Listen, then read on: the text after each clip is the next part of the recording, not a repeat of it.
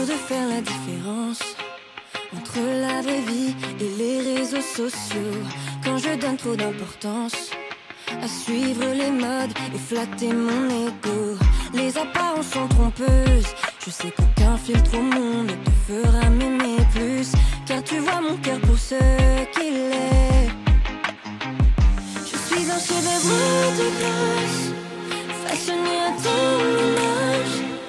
Jésus, tu es à ta place, là dans mon cœur. Je suis peut-être parfaitement imparfait, mais je connais mon identité. Je suis un enfant de Dieu, je sais que ma valeur se trouve en qui tu es.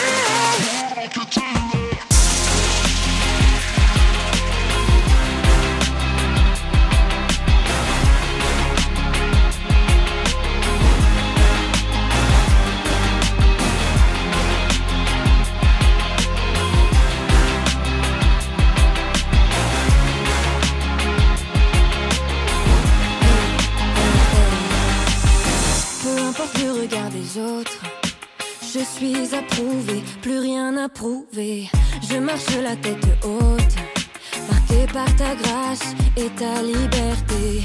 Je veux vivre pour toi seul, c'est pourquoi j'ai choisi de n'écouter que ta voix. Je sais qui je suis, en qui tu es. Je suis un chef-d'œuvre de grâce, façonné à ton image. Jésus, tu es à ta place, là dans mon cœur. Je suis peut-être parfaitement imparfait, mais je connais mon identité. Je suis un enfant de Dieu, je sais que ma valeur se trouve en qui tu es.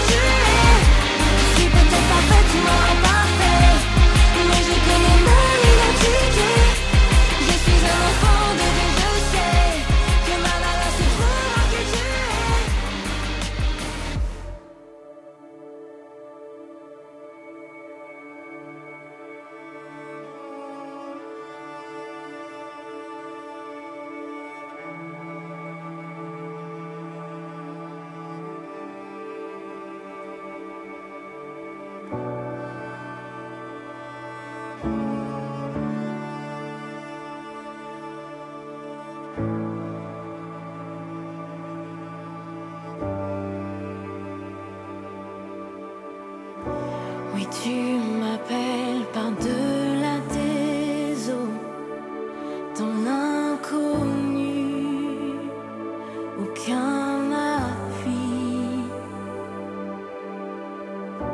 Et tu te révèles dans ce mystère, dans l'abîme, ma foi demeure.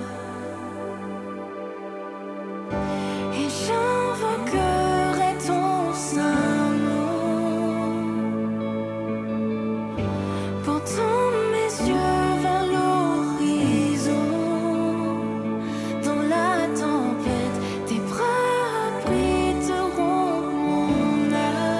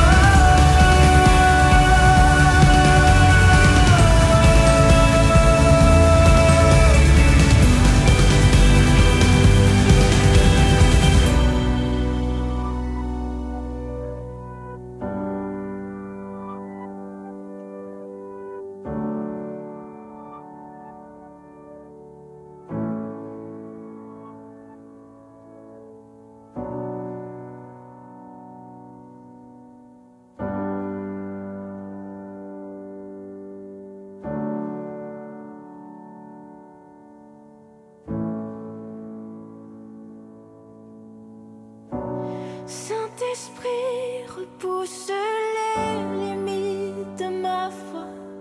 Apprends-moi à marcher sur l'eau, peu importe où tu m'appelles. Conduis-moi plus loin que je n'oserais m'avancer, et ma foi sera fortifiée dans la présence de mon Sauveur. Saint-Esprit, repousse les limites de ma foi. Apprends-moi à marcher sur l'eau, peu importe où tu m'appelles. Conduis-moi plus loin que je n'oserais m'avancer, et ma foi sera fortifiée dans la présence de mon Sauveur. Saint-Esprit, repousse les limites de ma foi. Apprends-moi à marcher sur l'eau, peu importe où tu m'appelles. Conduis-moi plus loin que je n'oserais m'avancer, et ma foi sera fortifiée dans la présence de mon Sauveur.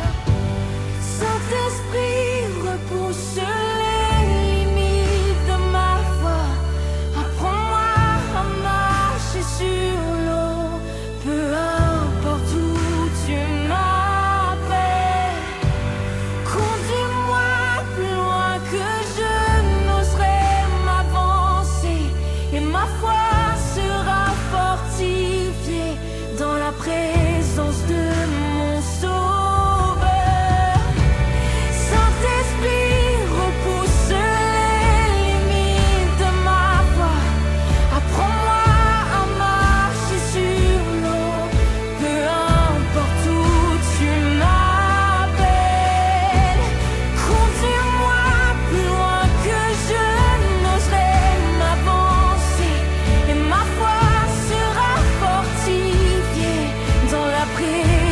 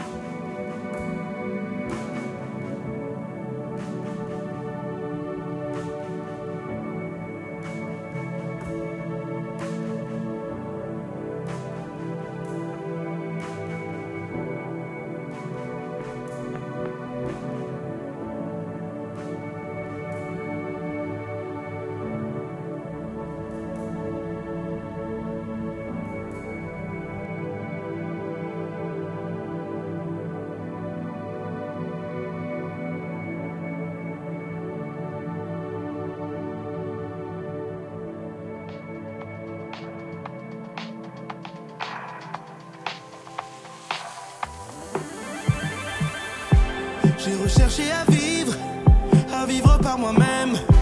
J'ai tenté de combler mon cœur en peine. Tu es venu vers moi, tu m'as montré la voie.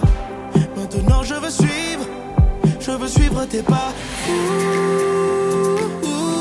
Je suis un témoignage vivant. Non, rien ne sera plus comme avant. J'ai changé de direction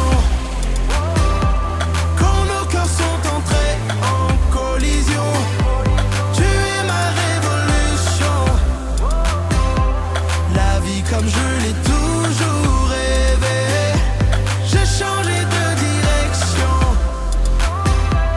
quand nos cœurs sont entrés en collision. Tu es ma révolution. La vie comme je l'ai toujours rêvé. Bonjour à tous, bienvenue à notre service en ligne. C'est parti, on va louer Dieu ensemble ce matin. Come on. Prenez vie, que les hommes prennent vie. Prenez vie, que les hommes prennent vie. Éveillez-vous à sa lumière.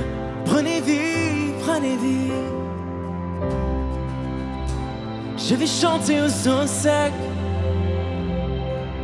jusqu'à ce qu'ils vivent à nouveau. Que les vallées fleurissent comme une rose au soleil.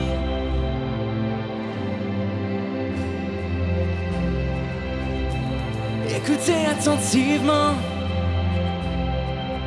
il y a un changement dans l'air. La terre est aride, mais enfin la pluie arrive. Je chanterai encore.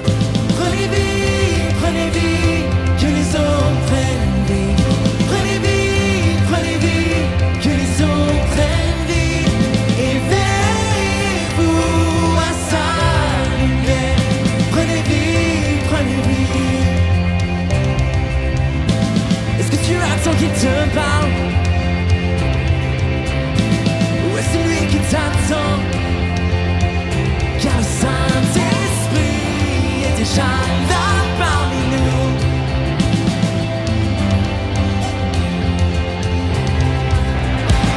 Donc son regard il agira.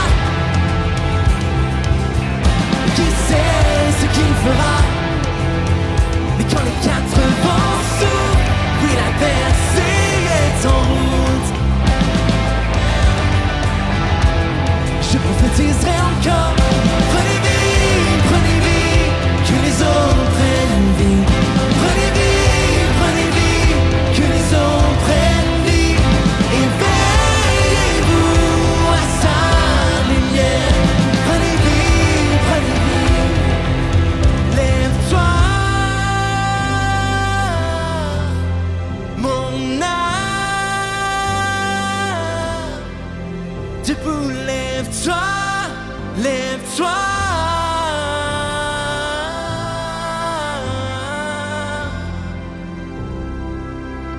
Laisse tes chaînes dans le tombeau, danse comme un enfant.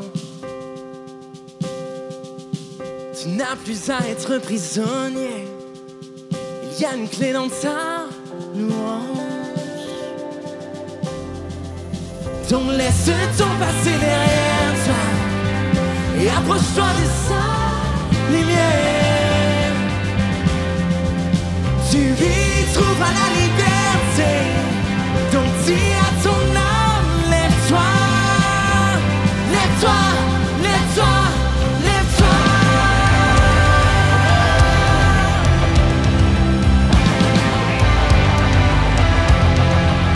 Debout, lève-toi.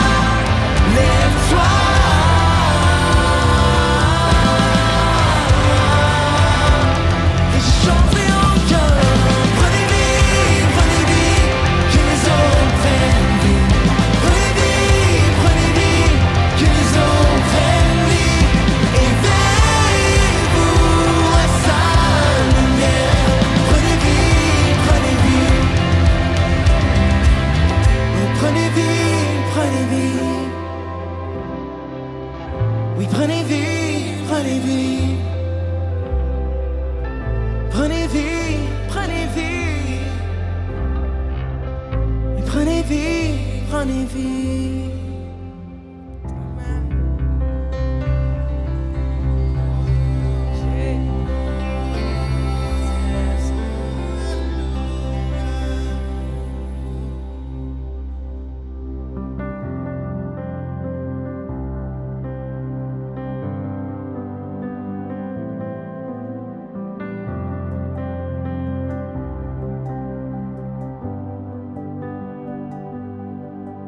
Son du ciel, vent violent, feu de Dieu, déferlant, Saint-Esprit, souffle sur nos vies. Renonçant à notre péché, les braises du réveil attisées, souffle de Dieu anime la flamme. Viens souffler à nouveau le doux parfum des cieux. Déverse ton esprit, déverse ton esprit.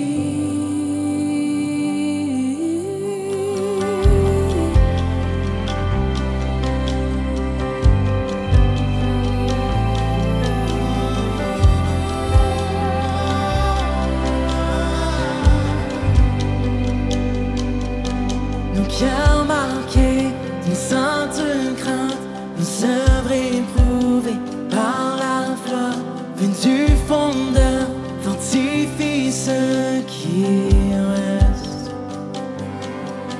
Dans nous l'église, celle de la terre, rayonnant ta lumière, pour ton retour et ton règne nous prions. Souffler à nouveau le doux parfum des cieux. Déverse ton esprit, déverse ton esprit. Ton onction sur nos vies, ta puissante présence. Déverse ton esprit,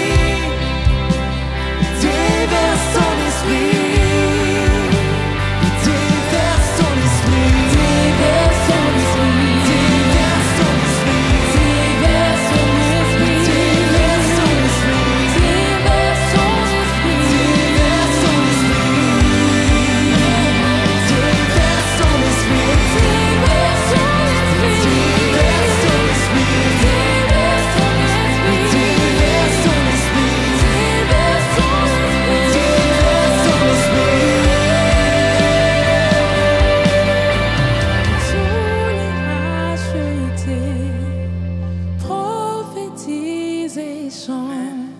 Nous entendons le vent souffler, souffler, souffler au agit parmi nous. Tes enfants te louent. Nous entendons le vent souffler, souffler, que tous les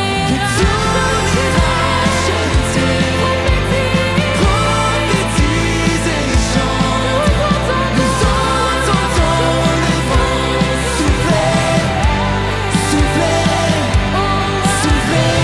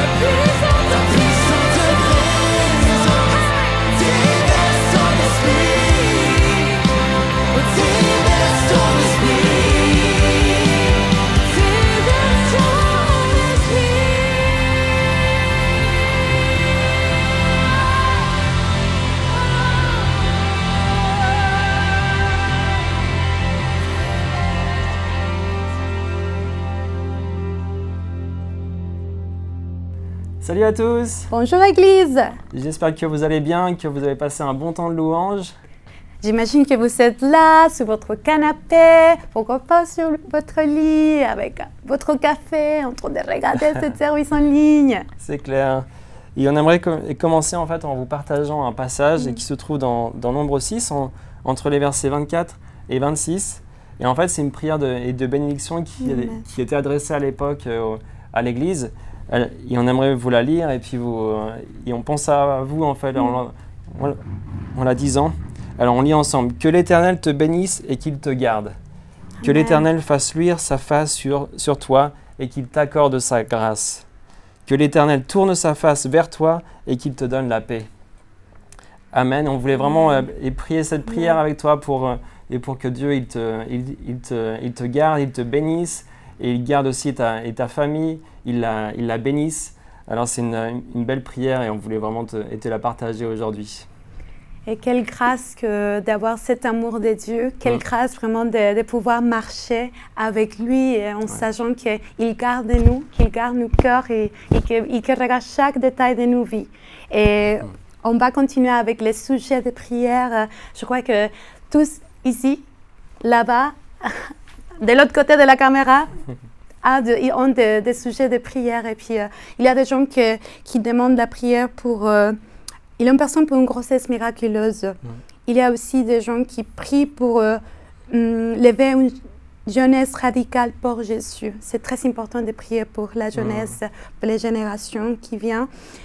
Aussi pour l'interprétation des rêves, la faveur de quelqu'un pour lui et pour son mari, l'extension d'un permis de travail, aussi pour toutes les personnes qui prient pour des visas, on va prier pour ça. Aussi pour le succès d'un prochain voyage et pour tous les chrétiens persécutés en Chine. On prie vraiment on va prier tous ensemble en ton église pour tous ces sujets de prière et en croyant que Dieu nous écoute et puis que Dieu agisse en ça. On prie ensemble, église. Ok, on va prier. Merci Seigneur pour... parce que on peut, Seigneur, te parler et parce que tu réponds à nos prières et on te prie, Seigneur, pour les besoins, Seigneur, des personnes ici en ligne. Amen. On te prie, Seigneur, on sait Seigneur, que tu connais, Seigneur, leur challenge, leur défi. Et on te prie vraiment, Seigneur, que tu agis. Seigneur, on te prie, Seigneur, pour la jeunesse. On te prie, Seigneur, que tu agisses et dans les jeunes, on te prie, Seigneur, pour nos enfants. On te prie vraiment, Seigneur, que tu bénisses, Seigneur, les plus jeunes. On te prie aussi, Seigneur, pour cette femme qui est en pleine grossesse. On te prie, Seigneur, que ces mois, Seigneur, se passe bien pour elle. On te prie vraiment pour une faveur, une bénédiction sur elle. On te prie aussi, Seigneur, pour les chrétiens en Chine. On te prie vraiment que tu les accompagnes et tu les fortifies. On te prie, Seigneur, que tu leur donnes une paix, Seigneur, une joie, Seigneur, et malgré cette souffrance, cette difficulté, on te prie vraiment pour eux. Et on s'unit, Seigneur, dans la prière, on te loue, on te rend gloire et on te prie, Seigneur, dans ton puissant nom. Amen. Amen, amen, amen. Ici, on a des sujets de reconnaissance. C'est tellement bien juste de partager toutes les choses belles, beaux que Dieu fait dans nos vies. Et ici, il y a des gens qui sont reconnaissants pour le matin de prière, aussi pour l'abondance de ces mois. Il y a une personne qui remercie à Dieu pour l'équipe à l'église et aussi pour les prières qu'on a fait en tant qu'église pour une personne, un fils d'une personne, parce qu'il avance doucement dans sa vie. Amen. C'est tellement bien justement de lire tous ces sujets de reconnaissance et voir comment le Seigneur agit dans chaque vie de chacun. Merci super. Seigneur. Merci Seigneur. Super. Et les amis, on est déjà le 2 avril et ça veut dire que c'est bientôt Pâques. Et pour Pâques, en fait, on a commencé une opération à l'église qui s'appelle l'opération kilos d'amour. Et c'est une opération en fait où on prépare des sacs remplis de nourriture et on les donne aux personnes pauvres. Et si tu veux, tu peux participer encore à cette opération. Il y aura un lien en fait sous la vidéo où tu peux, si tu veux, tu peux cliquer sur le lien et tu verras comment tu peux aider toi en ligne aussi. Et aussi, voilà, demain, il faut que vous prenez ça dans vos pensées. Demain, on commence les prières avant l'arrivée de Pâques. Et on commence une semaine de lundi à vendredi, de 6h30 jusqu'à 7h du matin. C'est juste 30 minutes. C'est tellement bien de commencer la journée en priant. On a l'habitude d'avoir chaque mardi des prières de cœur à cœur. Mais là, pour la session de Pâques, c'est vraiment quelque chose de spécial. On va avoir une semaine de lundi à vendredi. Il ne faut pas oublier, c'est hyper bien justement de prier. Et aussi, on a les 10 jours de dévotion.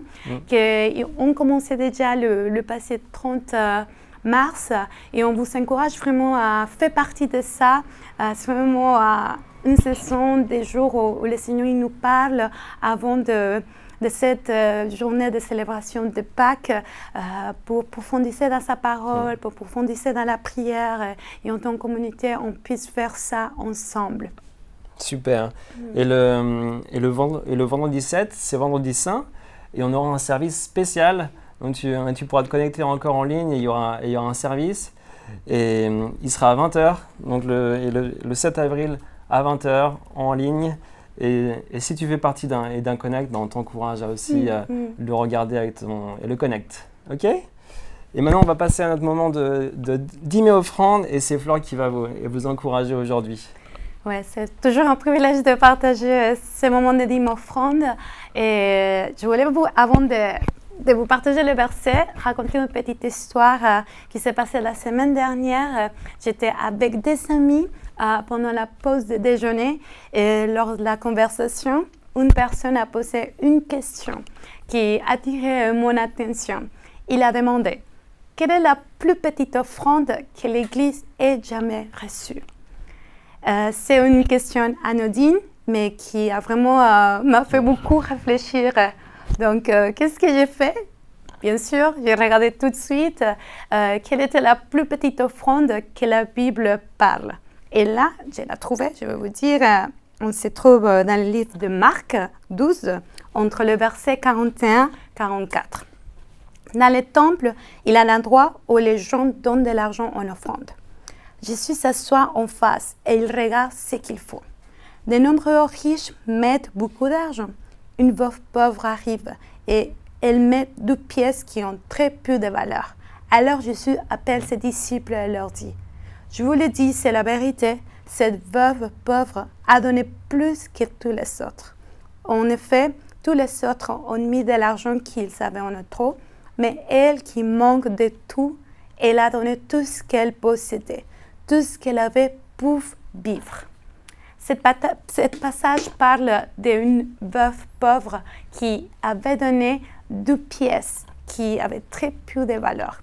Et pour vous donner une idée, cette pièce serait l'équivalent de la plus petite fraction de n'importe quelle monnaie actuelle. Et pour ça, j'ai apporté 1 centime. Si on pourrait dire ici en France, ça serait 1 centime. Avec ça, on peut voir que ce n'était pas vraiment beaucoup. Il avait donné 2 centimes dans le temple. Et c'est très intéressant parce que là, le passage parle que la veuve n'avait pas beaucoup d'argent et avec cette offrande, elle avait donné tout ce qu'elle a fait. Et Jésus, avec tout ça, avait dit qu'elle avait mis plus que beaucoup des autres jeunes riches qui avaient mis de l'argent dans les troncs. C'est vraiment voir cette image où on voit, ok, mais c'est juste 2 centimes. Mais avec ça, Jésus, il a dit, il a mis plus que les autres jeunes riches. Je ne sais pas vous, mais parfois, quand on est jeune, quand on n'a pas beaucoup d'argent, on peut se dire, pourquoi donner à Dieu? Quelle valeur ça peut donner ça ne va pas faire la différence si je donne 12 centimes. En tout cas, les gens ne vont pas remarquer, ça ne va pas faire un grand changement dans les budgets de l'église. Mais je crois que cette veuve, elle aurait pu raisonner de la même façon en pensant « Ok, je ne vais pas donner, en tout cas, les riches, ils vont donner beaucoup plus. » Mais avec cette histoire, on peut voir comme Dieu, il ne regarde pas est-ce qu'on regarde nous. Dieu regarde le cœur et Dieu regarde vraiment qu'est-ce qu'il y a dedans. Et Dieu, il a vu que cette femme, elle avait donné plus que c'est ce qu'elle avait pensé parce qu'il avait donné son cœur. Il savait ce que ça représentait donner une petite partie dans les royaumes de Dieu. Et avant qu'on arrive dans une session de Pâques, c'est vraiment beau de voir que toute cette histoire, ça passe justement 3 chapitres avant que Jésus donne sa vie.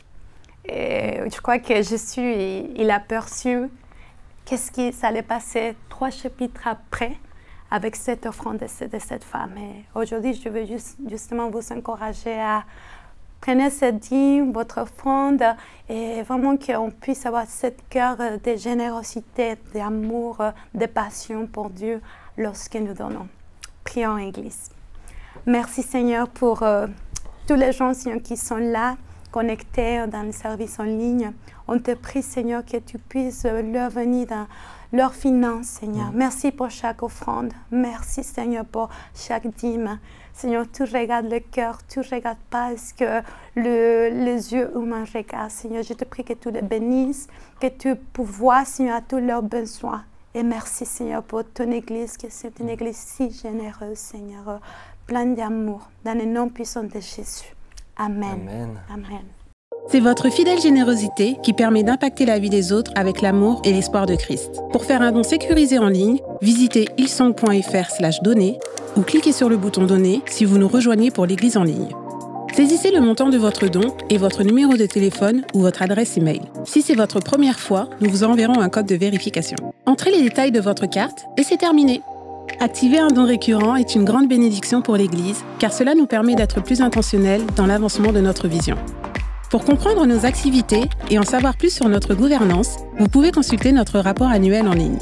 Merci pour votre générosité et votre engagement continu envers le ministère de l'Église Hillsong. Bonjour à tous!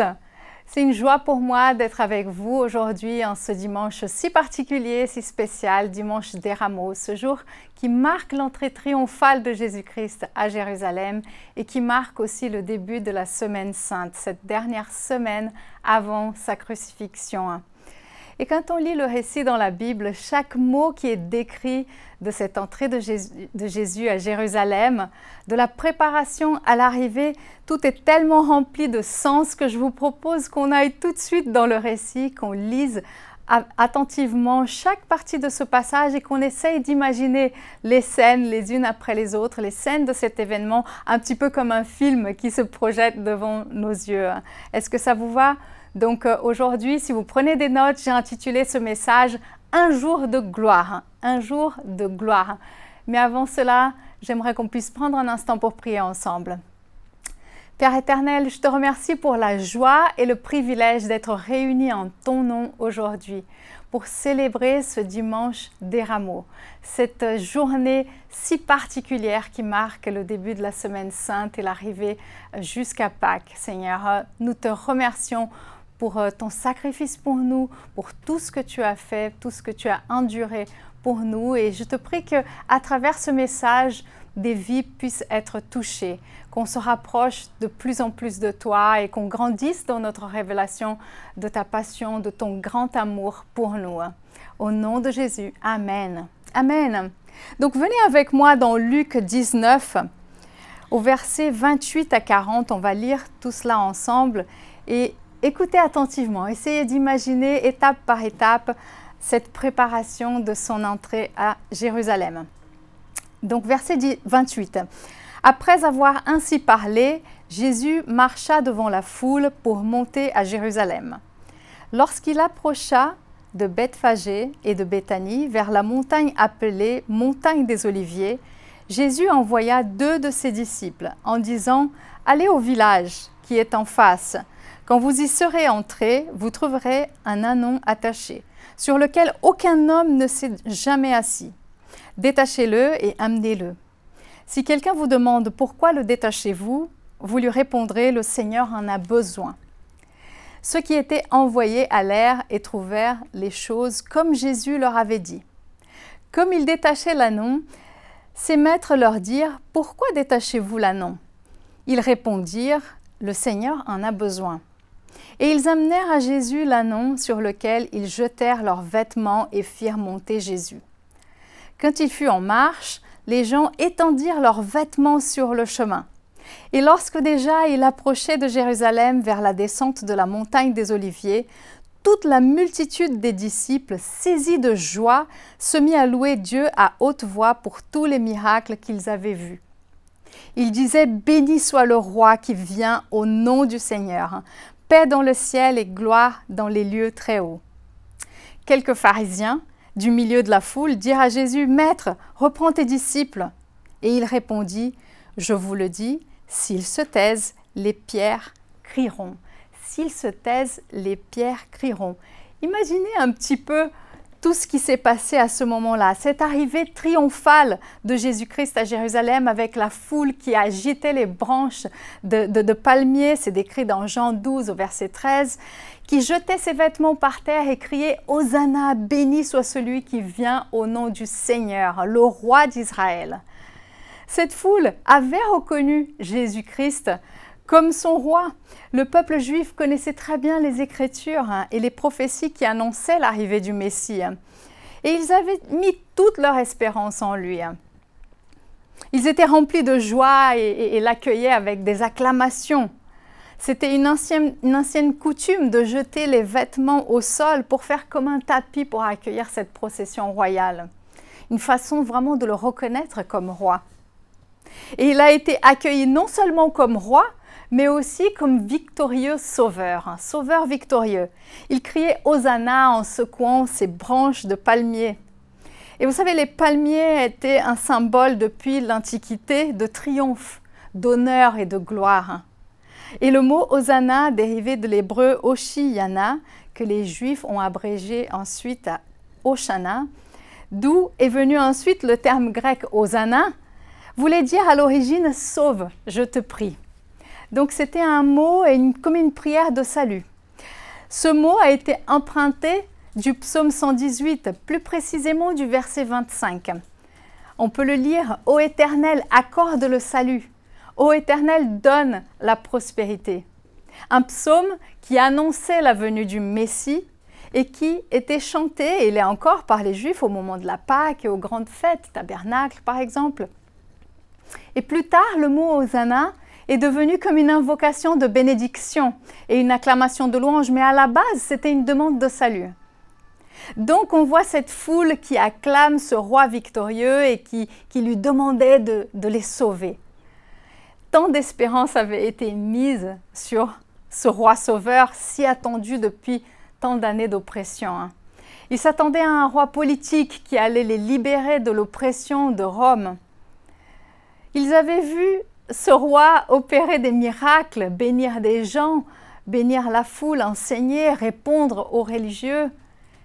Ils le reconnaissaient comme celui qui avait été envoyé par Dieu pour les sauver. Et pourtant, ils n'avaient pas réalisé que le salut qu'il était venu pour apporter n'était pas juste un salut politique.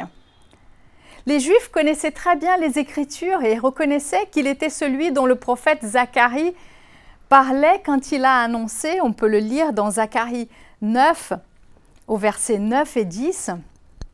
On va le lire ensemble. « Sois transportée d'allégresse, fille de Sion, pousse des cris de joie, fille de Jérusalem. Voici ton roi vient, à toi.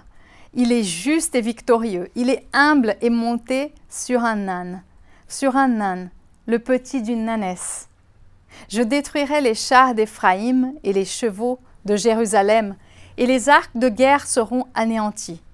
Il annoncera la paix aux nations, et il dominera d'une mer à l'autre, depuis le fleuve jusqu'aux extrémités de la terre. » Voilà ce que disait cette prophétie.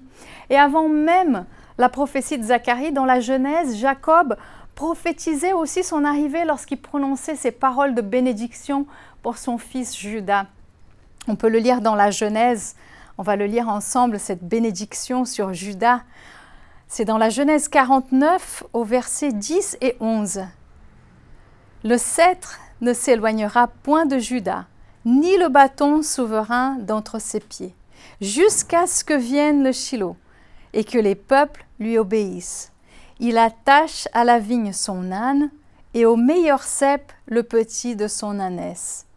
Il lave dans le vin son vêtement, et dans le sang des raisins son manteau. » Donc on voit toutes ces prophéties qui annonçaient l'arrivée du Messie.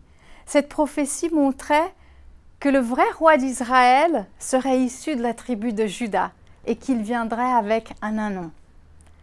Nous avons tendance à penser qu'une figure royale doit toujours arriver d'une manière majestueuse sur un magnifique cheval avec des vêtements majestueux. Et que ce serait plutôt ça une entrée triomphale, n'est-ce pas? Comme dans ces films où princes, princesses, rois arrivent avec un grand cheval au galop, de préférence dans un paysage magnifique, un paysage de rêve. Un de mes rêves d'ailleurs était de faire un jour une balade comme ça sur le bord de la mer avec un coucher de soleil, au galop avec un cheval, les cheveux au vent. Je ne sais pas si vous avez déjà rêvé de ça ou si vous avez peut-être déjà eu l'opportunité de le faire. En tout cas, tout ce que j'ai réussi à faire pour le moment, c'était une petite balade dans le Nord-Pas-de-Calais avec un petit cheval, une charlotte sur la tête en dessous du casque d'équitation, donc vraiment pas glamour du tout. Et ce petit cheval, il allait au pas et au mieux au trot, mais jamais au galop, parce que c'était tout simplement un cheval pour débutants. Mon mari, quand il a vu la taille du cheval qu'il m'avait donné, il m'a dit « Mais ils t'ont filé un poney, c'est pas possible !» Non, c'était pas un poney, c'était un vrai cheval, un petit cheval, certes, pour une petite personne comme moi, mais c'était quand même un cheval. Il ne faut pas mépriser les petits commencements. Peut-être qu'un jour, j'aurai l'opportunité de faire cette balade au galop, au bord de la mer, à cheval. Et ce sera magnifique. En tout cas, revenons à l'ânon et à Jésus. L'ânon représente non seulement cette douceur et humilité, mais c'est aussi un symbole de paix. En effet, lorsque les rois venaient monter sur un ânon, ça représentait la paix. Ils ne montaient à cheval que pour des missions de guerre, mais quand ils venaient pour des activités pacifiques, ils venaient monter sur un âne ou similaire.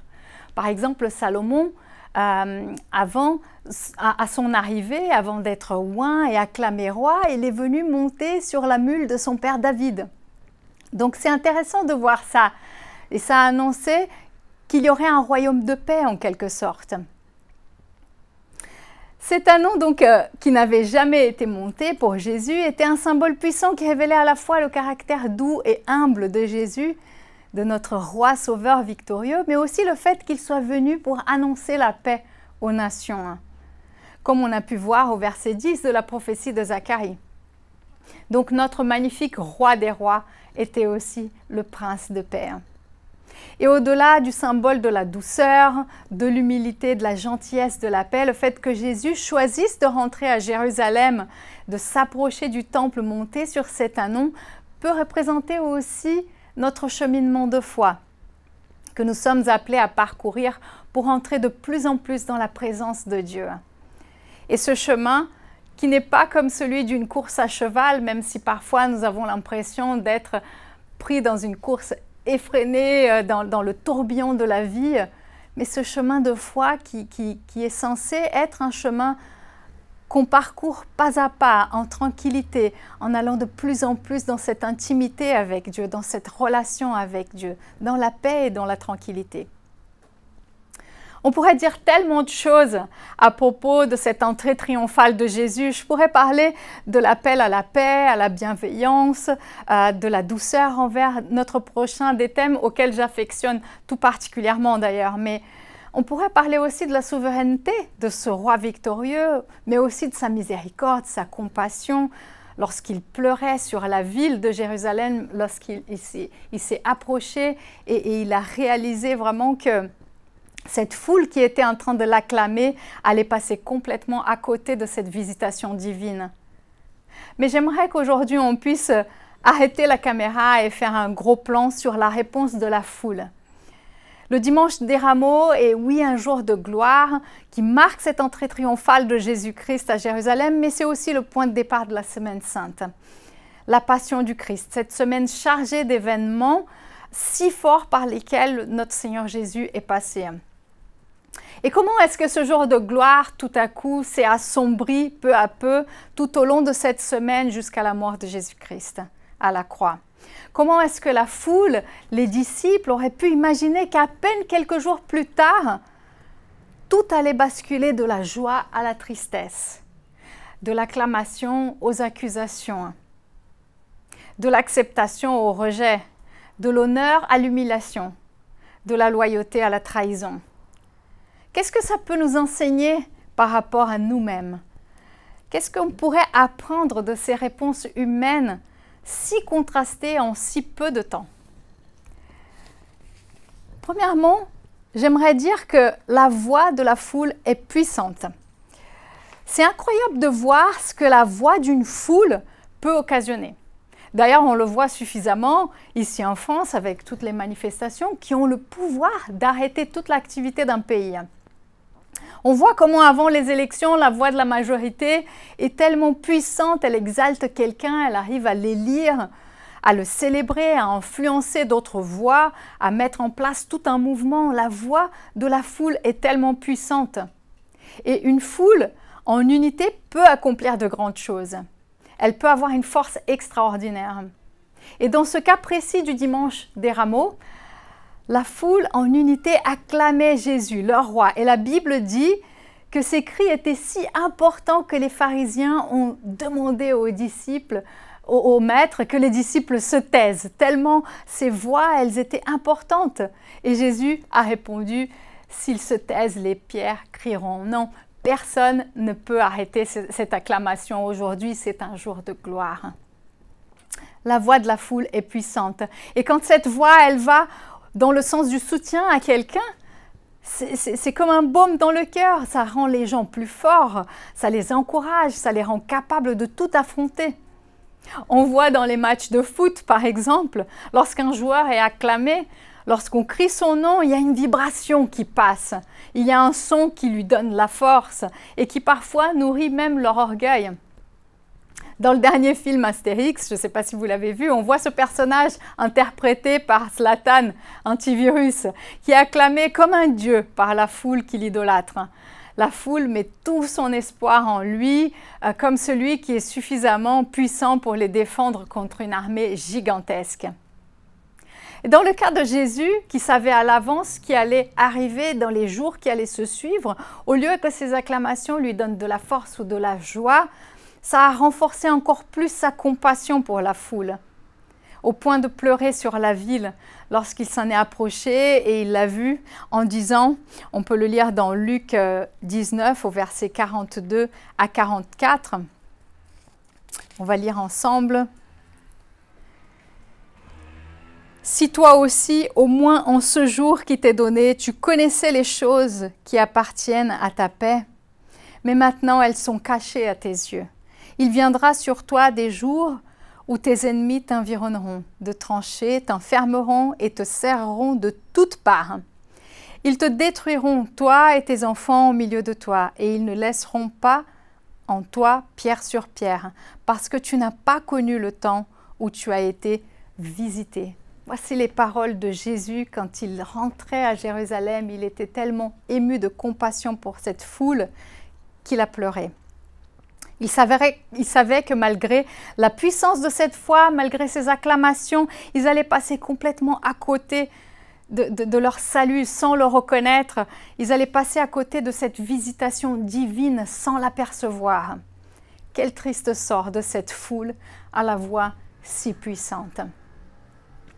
Deuxièmement, ce qu'on peut remarquer, c'est que la voix de la foule est inconstante. La même puissance, la même voix qui va exalter quelqu'un est soudainement utilisée pour détruire ce même quelqu'un. On voit dans notre société la vitesse à laquelle les gens peuvent monter au sommet par la voie d'influence d'une foule et descendre aussi vite et se retrouver du jour au lendemain dans la vallée par la voie de cette même foule. Si on reprend par exemple l'exemple des joueurs de foot, on les voit passer de roi à rien, de héros à zéro. Il suffit de manquer un but décisif dans une finale de Coupe du Monde et leur sort est joué. Leur gloire d'un jour s'évanouit comme de la poussière soufflée par le vent. La voix de la foule est inconstante. Elle acclame un jour et elle accuse le lendemain. Dirigeants politiques, hommes religieux, prédicateurs, sportifs de haut niveau, tellement d'hommes et femmes d'influence ont vu cela. Un jour dans leur vie, ont vu leur jour de gloire se transformer en jour de honte.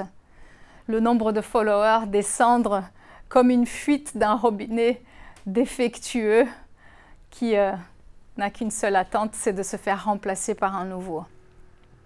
Jésus-Christ acclamait à son entrée à Jérusalem, « Hosanna, béni soit celui qui vient au nom du Seigneur, le roi d'Israël. » Allez entendre quelques jours plus tard la voix de la même foule qui criait « Crucifie-le ». La voix de la foule est inconstante. Un jour, elle acclame et l'autre, elle condamne. Troisièmement, la voix de la foule influence. La voix de la foule peut influencer même les plus fidèles. On voit que la voix de la foule de religieux a influencé Judas, qui a trahi Jésus. La voix de la foule des accusateurs de Jésus a influencé Pierre, qui l'a renié. Même Pierre, qui était si proche de Jésus et qui lui avait dit lors de la dernière Pâque, « Quand tu serais pour tous une occasion de chute, tu ne le seras jamais pour moi. » C'est dans Matthieu 26, 33.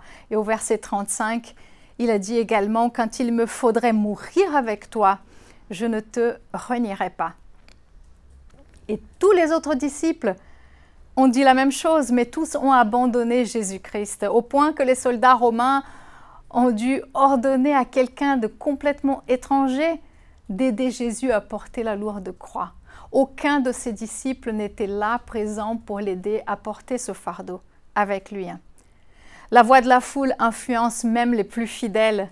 Elle est là pour le jour de gloire, mais elle disparaît pour le jour de la détresse.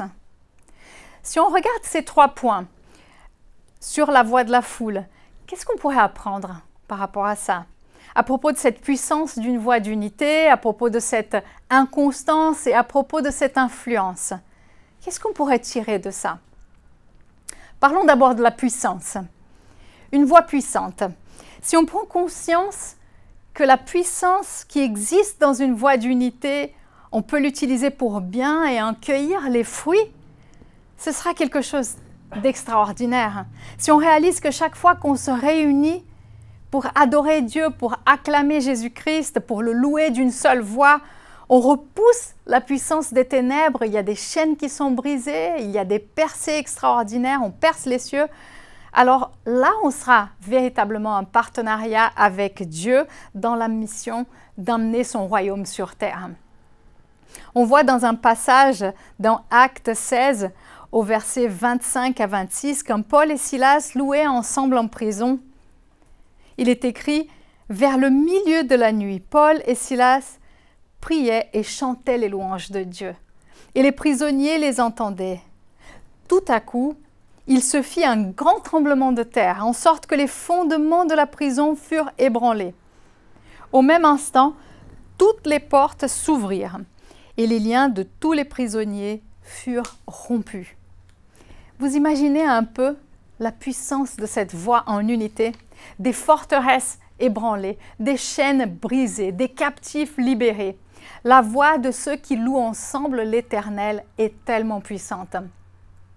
Au-delà de la louange, chaque fois qu'on se réunit et qu'on ouvre notre bouche pour prier en unité de foi, on sait que des situations peuvent changer complètement parce que Jésus a dit que lorsque 2 d'entre nous s'accordent sur la terre pour demander une chose quelconque, elle le sera accordée par le Père qui est dans les cieux.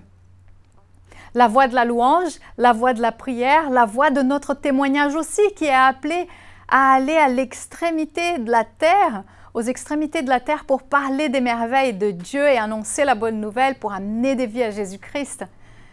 Oui, la voix de la foule est puissante. Notre voix peut être puissante pour la gloire de Dieu. Parlons maintenant de l'inconstance, ou bien je préfère parler de la constance. Comment faire face à l'inconstance de la voix de la foule? La première chose qu'on peut voir, qui est d'ailleurs une évidence, c'est que nous ne pouvons pas dépendre de ces voix. Elles sont trop inconstantes. Les voix humaines sont parfois inconstantes parce que l'être humain est parfois inconstant. Il peut aimer un jour et détester le lendemain, tirer une croix dessus, continuer sa vie. Les voix humaines sont inconstantes. Donc, on ne peut pas fonder ni notre identité dessus, ni notre valeur, parce que ce sont des fondations bien trop fragiles, bien trop instables. Comment est-ce qu'on pourrait s'appuyer sur quelque chose qui pourrait s'effondrer le lendemain ou même nous détruire? Mais nous avons bel et bien une voix qui ne change pas, la voix de Dieu et de sa parole.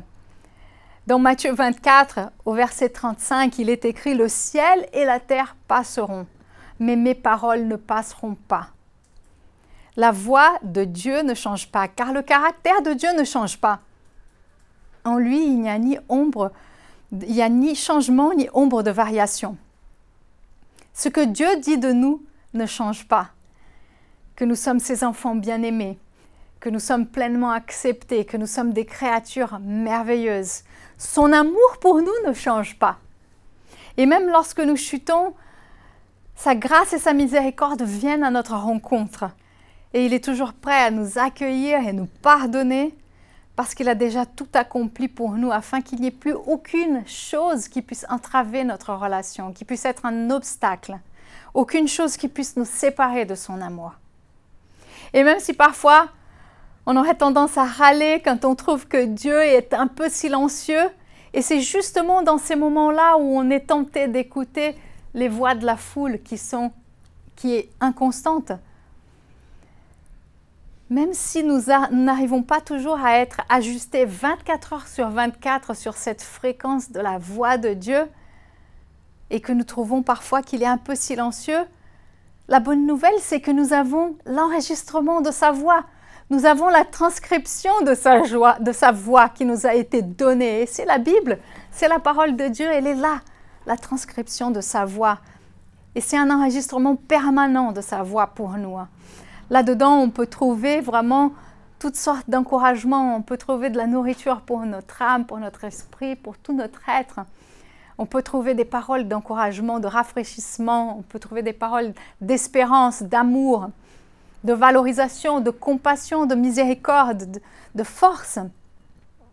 Il est temps de découvrir la voix de Dieu, Église. Ce que Dieu dit à propos de nous. Ne laissons ni les acclamations, ni les accusations, ni les critiques nous affecter. Emmenons toutes choses sous le regard de Dieu et invitons vraiment le Saint-Esprit à filtrer les voix de la foule envers nous et à nous aider à résister à la tentation aussi d'écouter plus la voix inconstante du monde plutôt que la voix de Dieu. Concentrons-nous sur la seule voix qui ne change pas et qui ira toujours dans le sens de la valorisation, dans le sens de nous construire, de nous aimer, de nous valoriser. Et pour finir, parlons de l'influence. Une voix d'influence. Nous avons vu que la voix de la foule influence. Alors la question que je me pose est comment est-ce que la voix du peuple de Dieu pourrait avoir une bonne influence dans le monde pour la gloire de Dieu? Pour amener la lumière de Dieu au milieu des ténèbres, pour amener la consolation au milieu de la détresse, pour amener la douceur de Jésus dans un monde qui est de plus en plus abrasif, pour amener l'humilité au lieu de l'orgueil, pour amener la paix au lieu de la discorde.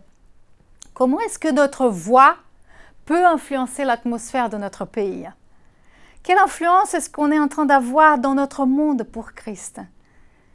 Parce que si le monde voit que les chrétiens n'ouvrent leur bouche que pour juger les autres, pour leur imposer des fardeaux lourds à porter, pour se plaindre, pour critiquer, pour accuser, alors je ne crois pas qu'on puisse donner à qui que ce soit l'envie de suivre Jésus, ni même de le connaître. Mais si au contraire, si nous laissons le Saint-Esprit vraiment nous remplir et remplir notre bouche de ces paroles. Et ensemble, nous proclamons ce qui est bon à entendre, ce qui est juste, ce qui est agréable, ce qui rend gloire à Dieu. Là, oui, nous ferons une vraie différence dans notre monde. Le monde a besoin de notre voix. Et cette voix a besoin d'amener une mélodie qui donne envie d'être écoutée. Qui aurait envie d'écouter un orchestre qui n'est pas accordé avec des violons qui grincent, des flûtes qui ont un son trop aigu? On n'aurait qu'une seule envie, ce serait de se boucher les oreilles et de partir en courant. De la même manière, pour que cette voix elle soit harmonieuse, il faut qu'elle soit remplie de grâce, assaisonnée de sel, remplie d'amour pour Dieu et pour notre prochain. Une voix qui reflète celui qui nous a créés et qui aime l'humanité d'un amour profond. Une voix qui annonce le message de la bonne nouvelle, de l'arrivée d'un roi victorieux, rempli de douceur, d'humilité, rempli de compassion pour le monde, qui est venu pour annoncer la paix aux nations et sauver l'humanité. Ce roi victorieux, notre Seigneur Jésus. Nous avons vu que le peuple d'Israël n'a pas su reconnaître cette visitation divine et que ce jour de gloire est resté pour eux comme un souvenir lointain ou une attente renouvelée. Mais pour tous ceux qui ont pu la reconnaître, ce jour de gloire est devenu une joie éternelle et une assurance, une ferme assurance.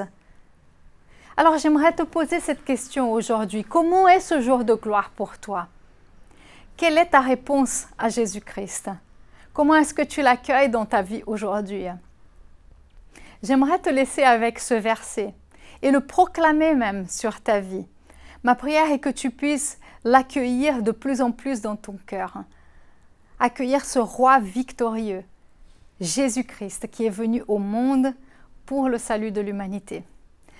Cette parole est Ésaïe 60, au verset 1, qui dit ceci: « Lève-toi, sois éclairé, car ta lumière arrive, et la gloire de l'Éternel se lève sur toi. » Alors qu'on démarre cette semaine sainte qui nous amène jusqu'à Pâques, que chacun d'entre nous puisse grandir de plus en plus dans la révélation de la profondeur de l'amour de Jésus-Christ pour nous.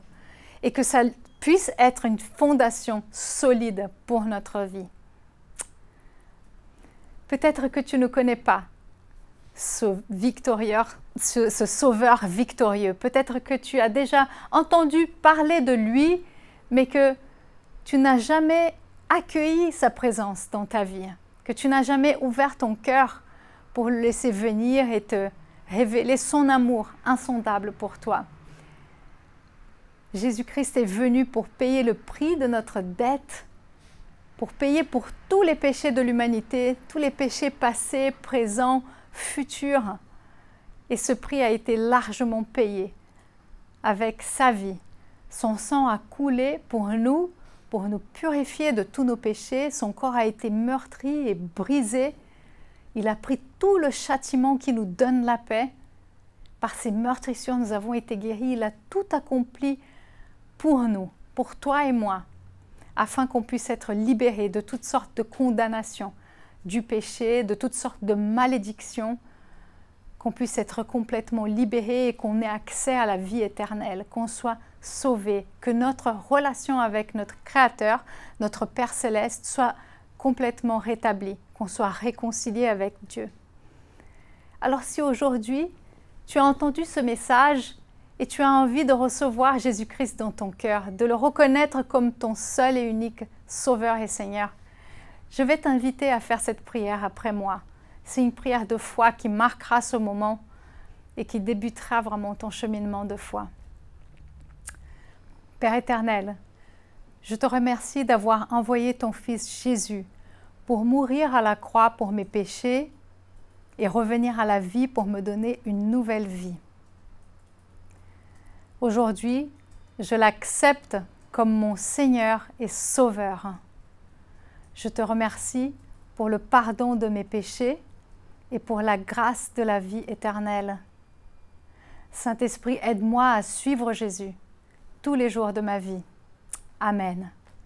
Merci Sandra pour ce bon message. Et aussi, on voulait féliciter à ceux qui ont pris cette décision de suivre Jésus. Bravo, c'est vraiment une décision très importante et on vous félicite.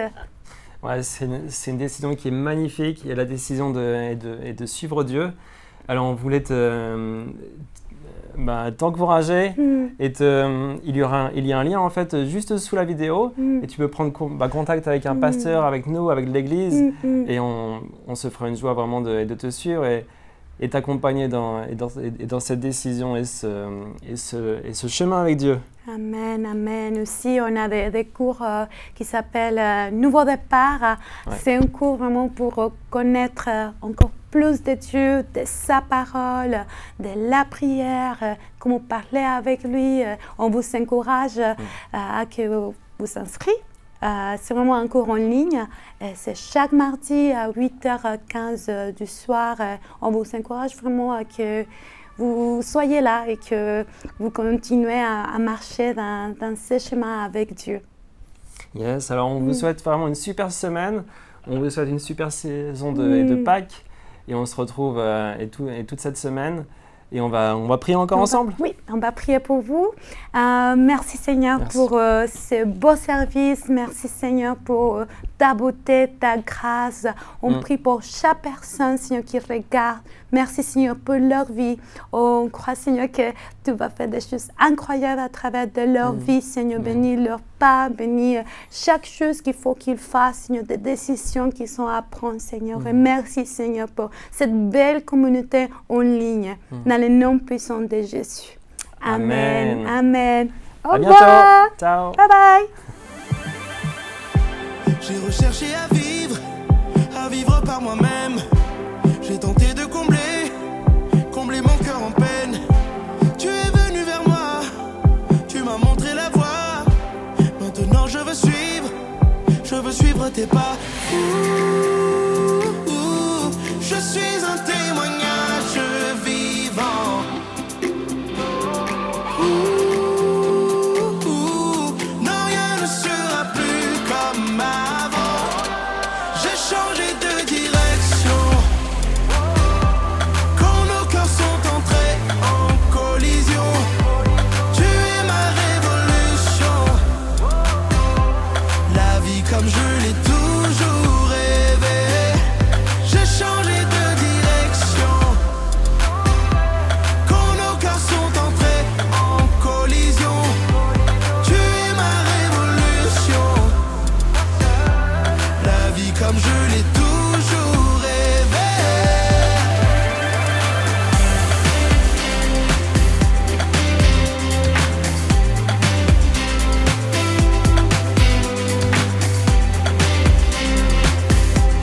La vie comme je l'ai toujours rêvé. Alors dis-moi où fuirais-je loin de toi? Quand ta parole de vie vit tout au fond de moi. Mon cœur bat sur le rythme du ciel. Je fixerai les yeux sur l'essentiel. Je suis un témoignage vivant. Non, rien ne sera plus comme avant. J'ai changé de direction. Quand nos cœurs sont entrés en collision, tu es ma révolution. La vie comme je l'ai toujours rêvé. J'ai changé de direction. Quand nos cœurs sont entrés en collision, tu es ma révolution. La vie comme je l'ai toujours rêvé.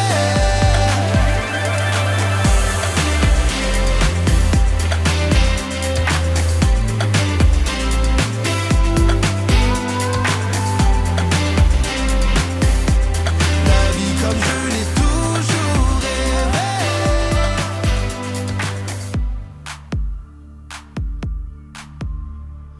Me voici à genoux devant toi. J'abandonne tout. J'abandonne tout. mon seul désir, alors que tu m'attires, c'est d'être avec toi, être avec toi. Je m'abandonne.